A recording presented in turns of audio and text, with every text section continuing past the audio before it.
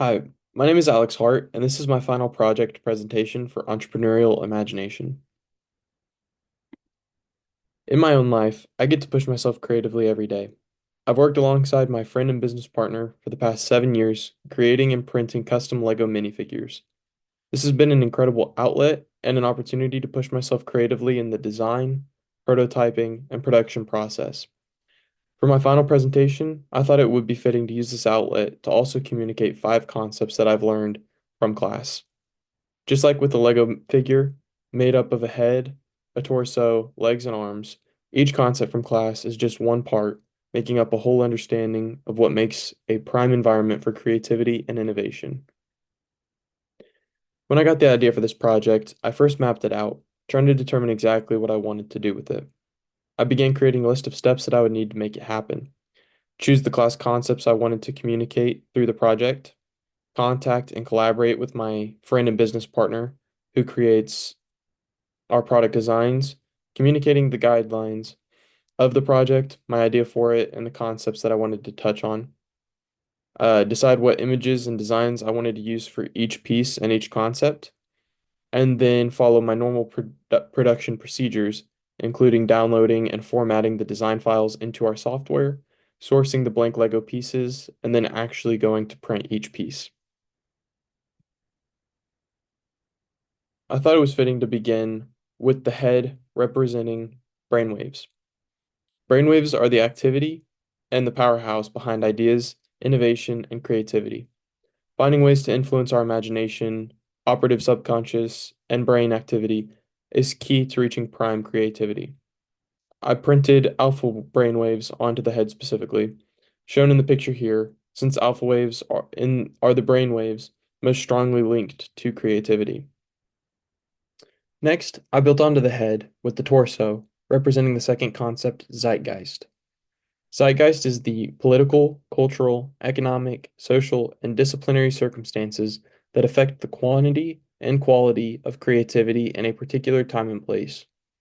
Your community, so where, who, and what you're around, can have an immense impact on your level of creativity, your advancement ability, and your innovation potential.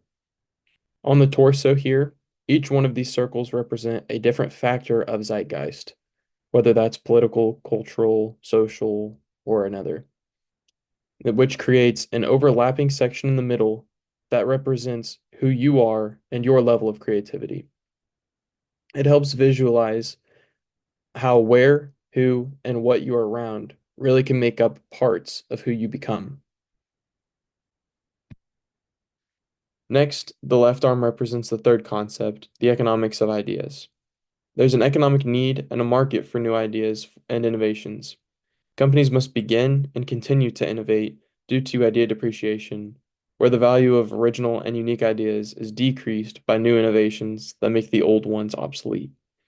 Other common pitfalls in the economics of ideas is industry insiders and experts failing to challenge assumptions like outsiders and newcomers do, known as the price for expertise. Other important concepts branching from the economics of ideas include maximizing creative potential of team members and employees based on personal factors and understanding opportunity cost. It is vital for companies to understand these concepts and the overall concept of the economics of ideas.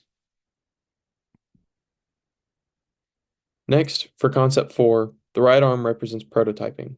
Prototyping, after finding a high degree of product market fit, is vital. Prototypes allow for ideas to turn into something tangible that can be tested, appraised, and evaluated. A lot can be learned, changed, and perfected from prototypes before sinking a large amount of time and effort and money into full production. There are many methods of prototyping, but the purpose remains the same: determining the audience, conducting research, processing feedback, and adapting. The arm here has arrows representing a cycle. Often, prototyping is not just a straightforward one and done experience. It is an iterative, involved, and repetitive process. Last but not least, the legs here represent change management. With continuous innovation and implementation of new ideas, there needs to be management of all of that change. Change management is fluidly and continuously adapting to needs of customers, identifying opportunities, and even making shifts in strategy, operations, and the deliverables offered by the organization. Like all endeavors worth facing, it's not easy, but it is important. On the legs, I decided to print puzzle pieces. Change management can be like looking at a large puzzle with pieces scattered all around. You might know that the pieces to success are all there. You just are unsure how exactly to put them together correctly and effectively. It must be strategically managed in order to reach the end goal.